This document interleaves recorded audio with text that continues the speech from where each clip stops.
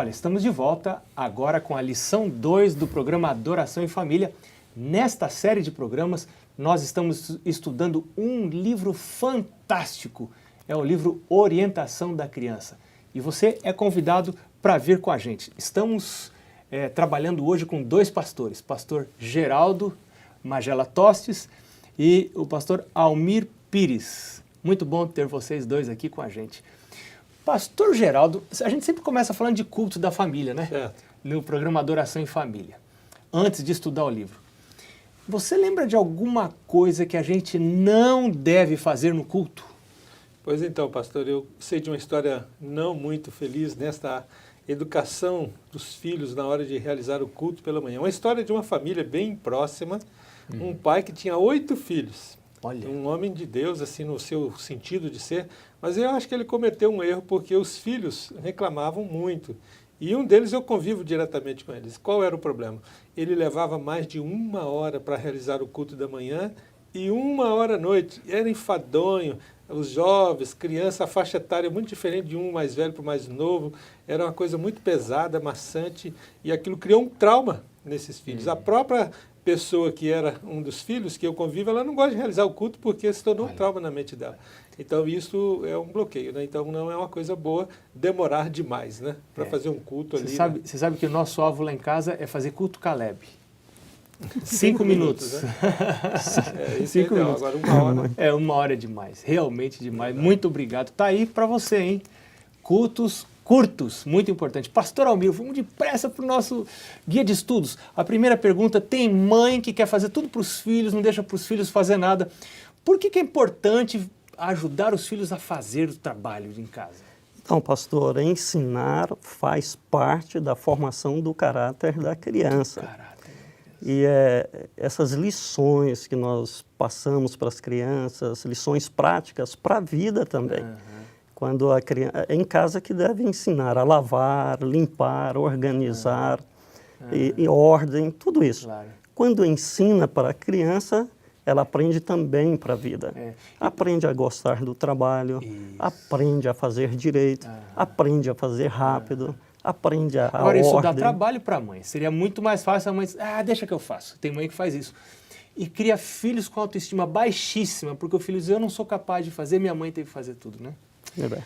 Pastor Geraldo, o que acontece com os filhos quando os pais não ensinam o gosto pelo trabalho? Já é uma pergunta ligada com a outra, né? Eles ficam preguiçosos. Essa é a verdade. E a orientação profética é que as mães e os pais devem ensinar os filhos a trabalharem, porque eles vão ser inúteis no futuro. Ele tem que ter amor ao trabalho, ele tem que ter responsabilidade, isso se aprende de pequeno.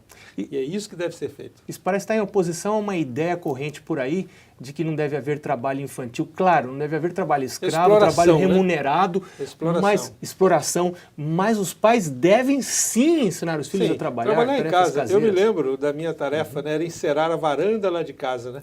Era uma varanda enorme que tinha lá em casa, e aquilo era pesado para mim. Eu era criança, né, mas a minha mãe ficava lá. Depois tinha que encerar o quarto, né? Mas eu aprendi, né? E eu lembro disso, isso foi muito útil, né? E todos os filhos têm que aprender a fazer uma tarefa dentro de casa, né? A trabalhar ali, cuidar da casa, e isso vai servir para o futuro dele lá na frente. Legal. Pastor Almir, o que os pais podem fazer para ensinar os filhos a estarem satisfeitos com prazeres simples? Tem gente que sempre acha que tem que ter um videozinho, eu tenho que comprar alguma coisa, um game, e a criança tem que sempre estar... O que eu posso fazer? O que diz o texto? Tem que deixar a criança ser criança mesmo, né? A criança gosta de correr, pular, brincar, contar as suas histórias, fazer de conta, é coisa de criança. Mas hoje não, hoje nós expomos a criança a esse videogames, tecnologia, e às vezes isso é perigoso, porque o excesso disso na vida da criança, né, até deseduca e traz problemas para a vida, pastor. Então pode deixar a criança aprender a se divertir por si própria. Né? A gente, quando era pequeno, eu me lembro, a gente fazia tratorzinho de carretel de linha de madeira, assim com elástico e lápis, e a gente fazia tratorzinho com aquilo, e se desenvolve a criatividade, inclusive, né? Hoje existe o problema da informática, que as crianças estão envolvidas, e também às vezes os pais não querem deixar as crianças brincar. Tem que deixar ele brincar, se divertir.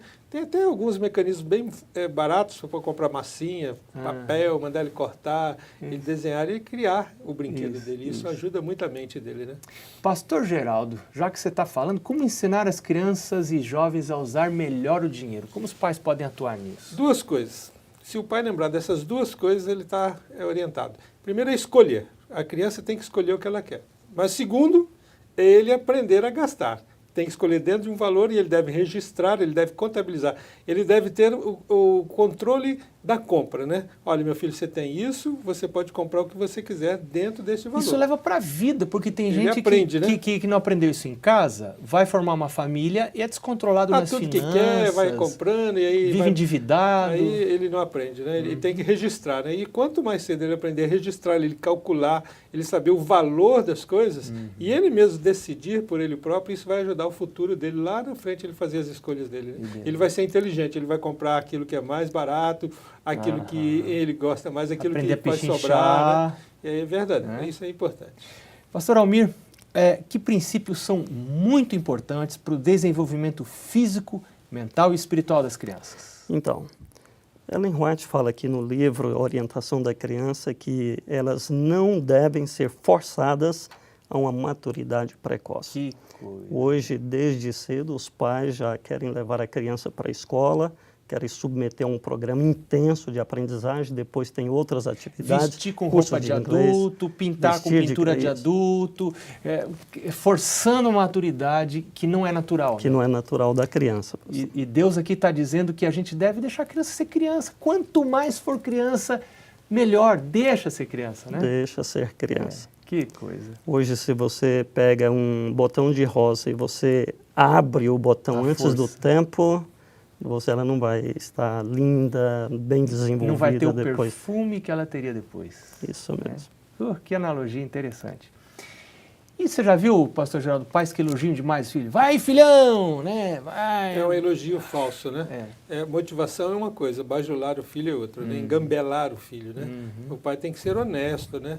E deve elogiar o filho de maneira inteligente, porque senão ele vai ficar muito vaidoso, muito senhor de si, fica muito orgulhoso, né? E começa a se encher, né? Se achar que é o melhor da turma. Ninguém suporta uma pessoa assim. Né? E às vezes o culpado é o pai mesmo, e a mãe. Ele fica sobrepujando o filho em relação aos seus coleguinhas, até mesmo com a própria roupa, né? E roupa de grife, roupa cara, para você mostrar que você é melhor do que seus coleguinhas. Isso é muito perigoso, você vai criar uma criança problemática para o futuro. Ele não pode ser engambelado, essa é a verdade. Entendendo que o elogio é necessário. Claro. Né? Claro. E o elogio certo, olha, correto. Filho, parabéns, acho que você fez muito bem, Deus te abençoe, use. Sem coisa melosa, sem falsidade, né? E também, honesto.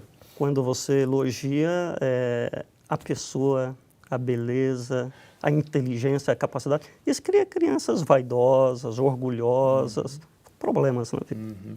Talvez seja melhor elogiar traços de caráter do que aspectos físicos, né?